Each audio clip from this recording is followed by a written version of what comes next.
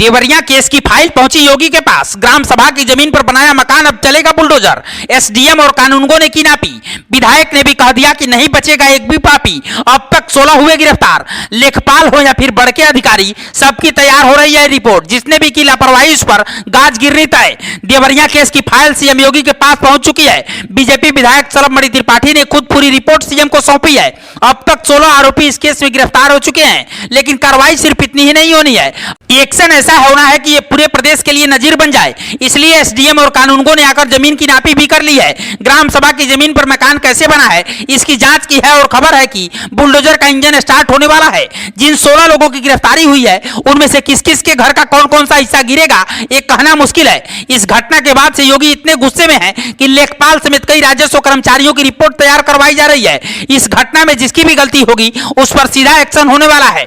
एक तरफ पुलिस वहां पर कैंप कर रही है, डीएम एसपी खुद जायजा ले रहे हैं, तो दूसरी तरफ एक्शन रिपोर्ट तेजी से तैयार की जा रही है। इसलिए अब जो कहानी खुलकर सामने आई है वो शुरुआती कहानी से बिल्कुल अलग है। देवरिया का लोगों का कहना है कि पूरा मामला 10 बीघे जमीन का है। सत्यप्रकाश दुबे के भाई साधु दुबे ने अपने हिस्से की 10 बीघे जमीन गांव के ही दूसरे टोले के रहने वाले जिला पंचायत के पूर्व सदस्य प्रेमचंद यादव को दे दी थी। जमीन देने के बाद वो प्रेमचंद यादव के घर पर ही रहने लगे। 3 महीने पहले गुजरात चले गए।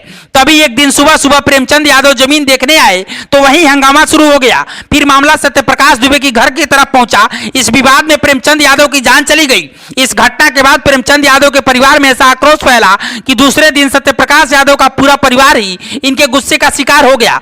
हालांकि बड़ा बेटा दिवेश, जो इस दिन बलिया में भागवत कथा कहने गया था, वो बच गया। उसने जो बताया वो सुनकर आपका भी दिल बैठ जाएगा। सत्यप्रकाश दुबे के बड़े बेटे दिवेश ने कहा कि आज मेरे भाई का जन्मदिन था, हमें पता नहीं था कि ये लोग अचानक ऐसा करेंगे। आज जन्मदिन था और छोटे भाई ने कहा था कि भैया मेरे पास कुछ नहीं है, तो मैंने कहा कि ठीक है, आज मैं कथा करने जा रहा हूं, जो भी मिलेगा तुम्हारे लिए लाऊंगा। पर किस्मत को कुछ और ही मंजूर था। इस विवाद को कई लोग जातीय रंग देने की कोशिश कर रहे हैं।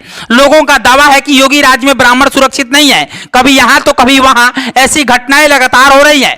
पर जाति के चश्मे को हटाकर देखें तो इस घटना की सच्चाई समझ में आएगी कि लेखपालों के खेल में कितने परिवार बर्बाद हो गए। इस केस में इस बात का जवाब अब तक सामने नहीं आया कि जब जमीन की रजिस्ट्री हो गई थी तो फिर उस पर विवाद क्यों था।